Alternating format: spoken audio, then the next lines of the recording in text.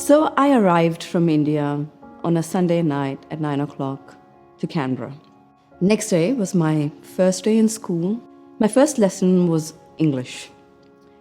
And not having been exposed to any Western culture, no Western television, and there was no internet for the masses at the time, I walked into my English lesson and I was told straight up I wasn't good enough. And my English wasn't good enough to be in her lesson.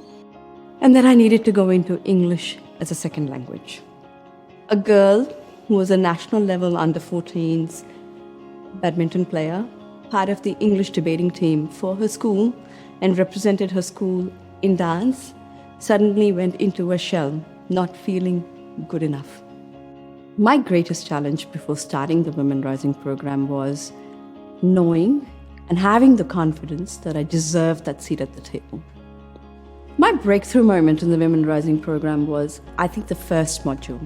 The module which allowed me to sit in my own space and reflect what my vision was, what made me happy, where I got joy from. It allowed me to understand that I am not me without my differences, that I am not me without the values that I bring, and I'm not me without the heritage that I carry.